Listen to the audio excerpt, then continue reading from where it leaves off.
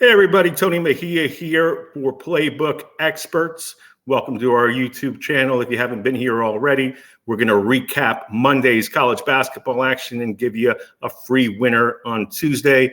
You can find all of my picks at pb.buzz/TM, playbooksports.com, and you're going to want to get in on pick packages, be it daily or weekly or monthly. It's March Madness time, so we're going to rock college basketball. Obviously, the NBA is going strong, and I'm doing really well in soccer, Champions League, and Europa League back this week. And obviously, leagues domestically around the world offer up opportunities to build your bankroll every single day. At the end of the month, you've got the UFL starting up for those of you who miss the gridiron, and MLB starts, I believe, on the 20th in Japan, and will also kick off on opening day before the month is up. So let's talk some college basketball. It was a light night, obviously, on Monday. Typically is.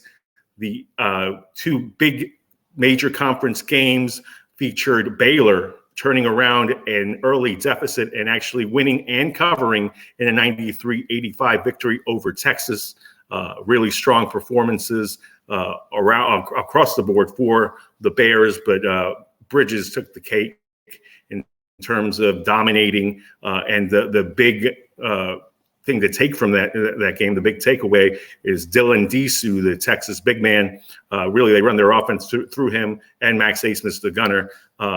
Disu left the game with what is supposed to be a knee contusion. Hopefully, it's nothing major going forward. The Longhorns, despite the loss, likely an NCAA tournament team. NC State, not an NCAA tournament team. They're hoping to make the NIT and had an opportunity to defeat Duke in Raleigh, but came up empty. That means they lost to both North Carolina and Duke back-to-back. The Blue Devils, really struggled in that game for at least a half, and then in the second half were able to pull away a collective effort in terms of what the Duke was able to do, because they had to tread water early on.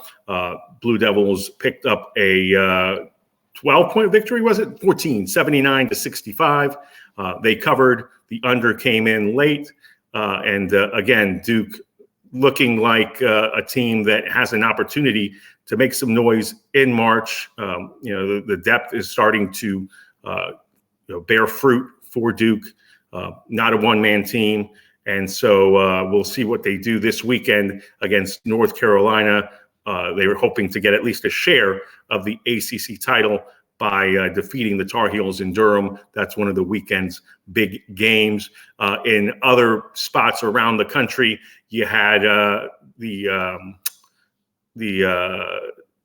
McNeese State winning the Southland. They had already clinched it, but picked up another big victory over Houston Christian. Didn't cover 29.5 points, just won by 18, but only one loss for them. In the Southland, Grambling beat Bethune-Cookman. They're looking good to win the SWAC regular season title. Eastern Washington also scuffled on the road, but picked up a victory. They're looking like the Big Sky's top team. And in the MEAC, Norfolk State moved one step closer to winning that regular season title and picking up a valuable road win with a cover. And the Spartans have a one-game lead over a couple of teams in the MEAC. So looking ahead to Tuesday, you got three big games. In the Big Ten, you've got Illinois looking to keep their hopes of at least a share of the Big Ten title alive. They host Purdue. If they can pull off that win, they've got a shot but need help. The Boilermakers, unlikely to lose two in a row, but this is a huge test for Purdue. I think if they pick up a win, they're looking great for a number one seed. Alabama is at Florida, fresh off of that loss over the weekend at home against Tennessee. Gators also lost at South Carolina, so bounce back spot for both. And Florida really tough at home. So we'll see if they can trip up Alabama, who has also lost to Kentucky recently and going in the wrong direction. Obviously, Crimson Tide going to make the tournament, and this is likely to be a track meet, but it's a very interesting game for both. Mentioned Carolina earlier, leading the ACC. They're looking to avoid getting tripped up on senior night by a game Notre Dame squad. The Irish will have better days ahead under Micah Shrewsbury, but he's done a great job with a shorthanded squad in his first season in South Bend. They're significant underdogs in Chapel Hill, but always scrappy. So we'll see how UNC handles that test. And in the Sunflower Showdown, Kansas State looking to sweep Kansas and keep their hopes alive for an at-large bid. Right now, they're on the outside looking in, especially after a 2-point loss over the weekend against Cincinnati. Bearcats, really foiled the Wildcats' plans because K-State had been playing much better of late.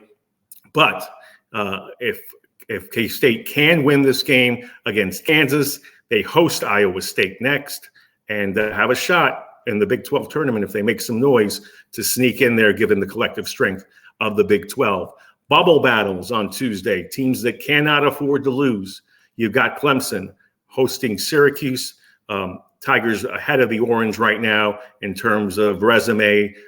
Syracuse has some wins. We'll see if they have an opportunity to make some noise in the ACC tournament and get themselves in the conversation. But certainly Clemson with a victory, especially at home, would strengthen its case.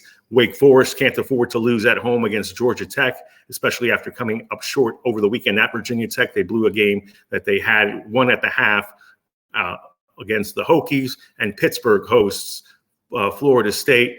Panthers have some quality wins on the resume, especially on the road. Pitt's got to handle the Noles and, again, make some noise in D.C. in the ACC tournament. So ACC wide open. Basically at this point, only Duke and North Carolina can feel really strong about their case right now. Virginia, Wake Forest, Clemson, all those teams still have work to do. South Florida is the American regular season champ, but they might have to win the conference tournament given their lack of quad one wins. That'll strengthen their at-large case at home against Tulane. And at the Yuengling Center, they're selling out those games where people used to not go to Bulls games. So nice atmosphere there down in Tampa. We'll see if they can handle business against the Green Wave. In the SEC, Ole Miss is firmly on the bubble. They're at Georgia, can't afford a loss there. Rebels right there on the cusp, last four in, last four out. In the Big East, couple bubble teams there, Butler, St. John's, Providence. The only teams that can really feel strong about their chances to be in the NCAA tournament are UConn, Marquette, and Creighton. Johnnies are at DePaul. Friars are at Georgetown. Both of those teams have to take care of business. Texas Tech is at Oklahoma State. Red Raiders right now would be in the field. Beating the Cowboys on the road would go a long way into strengthening that case. Oklahoma also in the field at this point. Tough loss at home to Houston at the buzzer, but it just goes to show you that Porter Moser has the Sooners headed in the right direction. If they handle business against Cincinnati, that's another win that could really strengthen its case. And in the A-10, Richmond defeated VCU over the weekend. They look like they're going to be the regular season champs. We'll see if the A-10 is a multi-bid league. Spiders have work to do in the conference tournament. Dayton would be the strongest at-large selection and have to take care of business at St. Louis tonight. VCU, especially after that loss, to stay in the conversation, need to beat Duquesne at home. And the Mountain West, we'll see if 5 teams get in. Some might even say 6 have a shot. I don't think UNLV, despite their 11-5 conference record going into tonight's home game against San Diego State, has the collective strength on that resume to make the field as an at-large. I think they have to win the conference tournament in Vegas. But certainly the Rebels are playing their best basketball. They host the Aztecs, 2 11-5 teams in the Mountain West. 11-5 Nevada. I think they're going to get in regardless of what happens going forward. But certainly they could use a win at Boise State, which has moved into a first-place tie with Utah State. The Aggies get to watch the carnage and hold the tiebreaker over the Broncos. So if they handle business, Utah State will be the number 1 seed in the Mountain West Conference Tournament. We lost our free play yesterday on the Atlantic Sun. I liked Florida Gulf Coast to beat Queens of North Carolina. The Royals ended up picking up the victory, and will play Stetson tonight as the A-Sun quarterfinals tip off. Jacksonville also won over Kennesaw State. They're at number 1 seed Eastern Kentucky. North Florida plays at Austin Peay. North Alabama at Lipscomb. And we'll get you a free play in that tournament at the end of this video, which is coming up. The other 2 conference tournaments that tip off, Patriot League, we've got both Armed Forces Services going at home, with Navy hosting Loyola, Maryland, and Army hosting Holy Cross in the Patriot League. And in the Horizon League campus sites, you've got Milwaukee hosting Detroit, Fort Wayne hosting Robert Morris, and Cleveland State hosting IUPUI. And our free winner for tonight, and again, we need to bounce back. We're going to pick on the Queens Royals again after coming up with a victory. They shot the ball well against FGCU. They now visit number 2 seed Stetson. They stayed up in the land overnight to play this game. So it's a back-to-back situation against a Hatters team that will have a lot of support at the Edmond Center. That building is very small, but all the fans feel like they're on top of you. Heavy contingent of Stetson fans should help the Hatters deliver that result, and they're only laying 4.5. So that's what we'll ride for today's free play on Tuesday. Stetson -4.5 over Queens to move on to the Atlantic Sun semifinals. Again, you can see all of my work at pb.buzz/TM. Thanks for visiting the Playbook Experts YouTube channel, and be aware that we do recap and free pick videos on every day, Monday through Friday, and also have shows going off on Friday with Mark Lawrence and the crew. So definitely stay tuned for all that. I'm Tony Mejia signing off and wishing you a lot of winnings on a happy Tuesday.